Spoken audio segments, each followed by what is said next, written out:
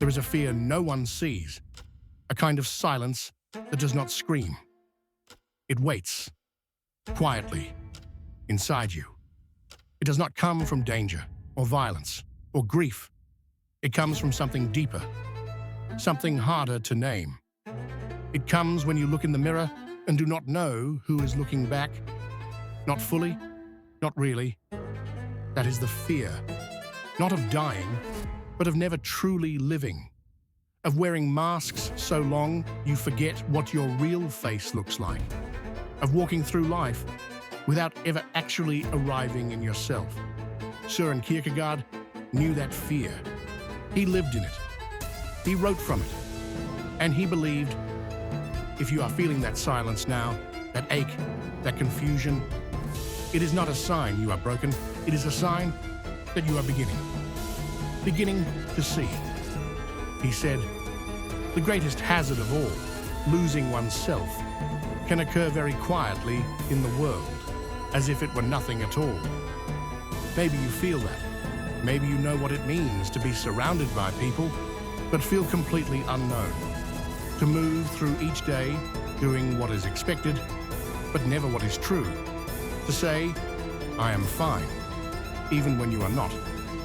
Kierkegaard believed the self is not something you simply are. The self is a task, a responsibility, a becoming. He wrote, the self is a relation that relates itself to itself. And that means you must choose it. You must choose yourself. Not once, but again, and again, and again. Especially on the days when it would be easier not to. Easier to perform, easier to please, easier to disappear into the roles others have written for you. But you are not here to play a role. You are here to become real, to take the mask off, slowly, gently, even when it hurts. Even when you're not sure what you will find underneath. You are here to live from the inside out, not the outside in.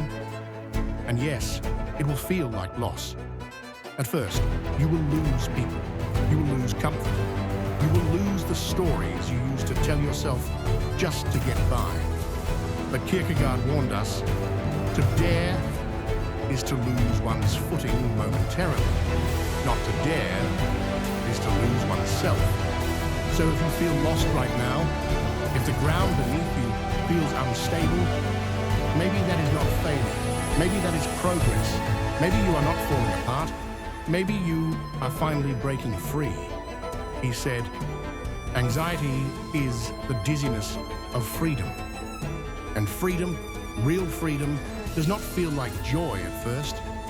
It feels like fear, like weightlessness, like letting go of the ground you always stood on, even if it never truly held you.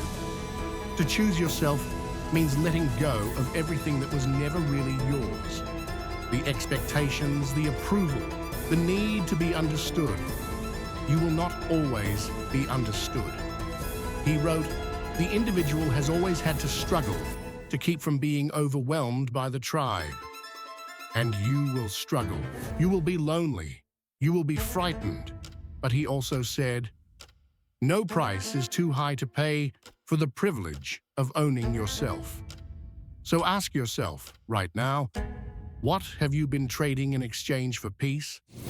What parts of you have been silenced just to keep others comfortable? What truth have you been afraid to speak, even in the silence of your own mind? The truth is, the war is already happening inside you. Every day. The war between who you have been and who you are meant to become. And maybe the most important thing you can do right now is stop waiting for permission. No one is coming to hand you your identity. No one is coming to tell you who you are. That is your task, and yours alone. It is not a journey of ego. It is a journey of honesty, of standing face to face with yourself without flinching. Kierkegaard believed that even in our most isolated moments, even in our quietest despair, something deeper is reaching for us. Something greater is calling us back to who we really are.